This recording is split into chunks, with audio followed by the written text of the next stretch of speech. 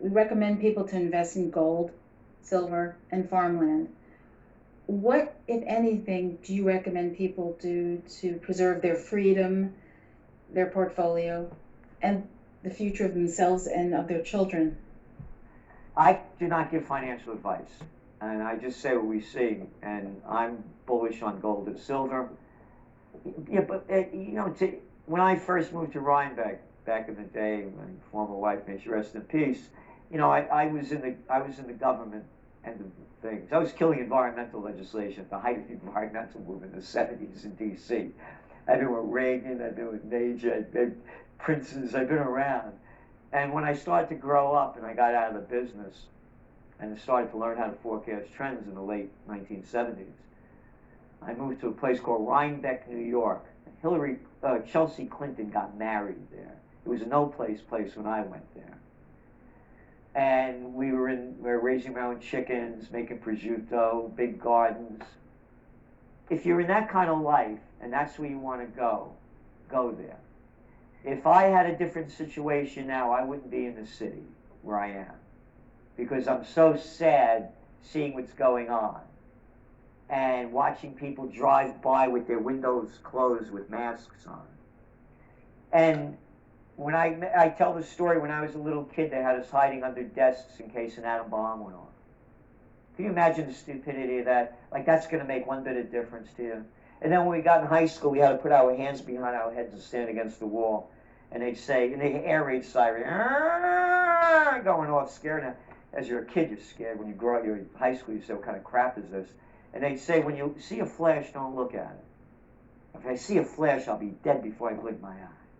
These are the same people, when I say how sad I am, why I be living in the country, want to get away from people, you're allowed to sit down in an outdoor restaurant and eat without a mask on.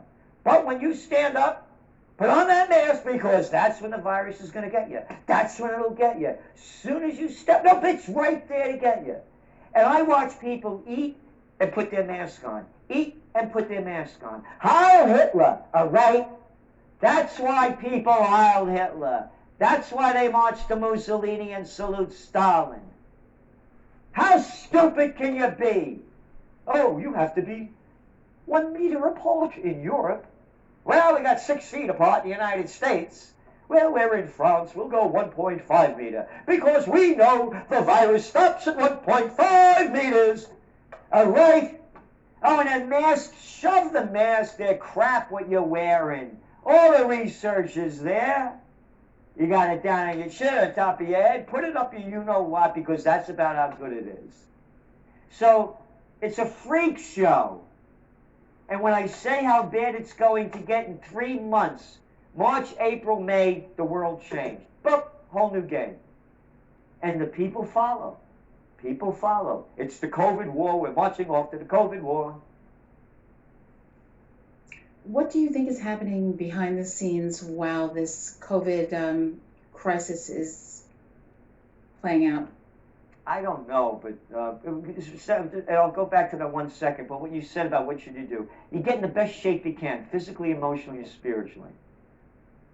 Nobody talks about building up your immune system. Again, the first book I worked on was called Natural Healing, back in 1986.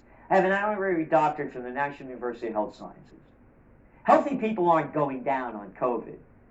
Obesity, we're number 1 in America, 42%. The numbers are all there. That's then the type 2 diabetes. Lung disorders, keep smoking. So people need to get in the best shape they can, physically, emotionally, and spiritually. Get strong. The stronger you get, the better decisions you make. But you have to do it at all levels.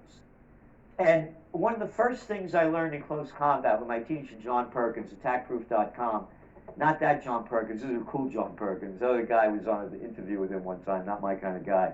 But anyway, he does some nice things, but it's not that John Perkins.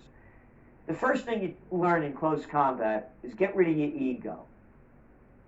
The only time your ego comes into play is when your life is on the line. Then you got your ego. And I say that so you can free your mind, not to say, I'm perfect at it, but you free your mind when you don't have an ego to look at things for what they are and not the way you want them to be. That's what people have to do right now. They have to get in touch with today and see what the future is going to bring tomorrow. So that's what they need to do. And of course, that's what we try to do with the magazine, with the Trends Journal. So they need to get strong. When you get strong, you start making better decisions.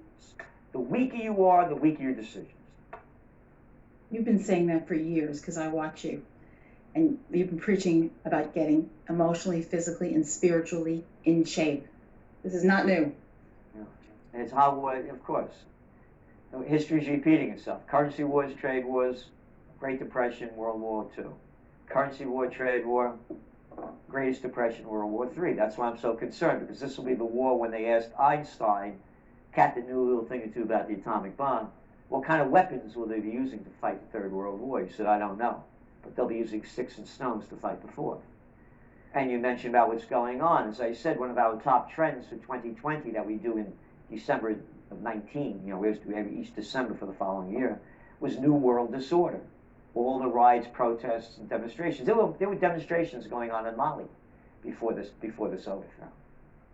And we go back. Man, this guy's so good. I had to do a part 2, and there's more to come. But I couldn't agree more with Gerald Celente, and we're about the same age. I didn't grow up in a tough neighborhood like he did.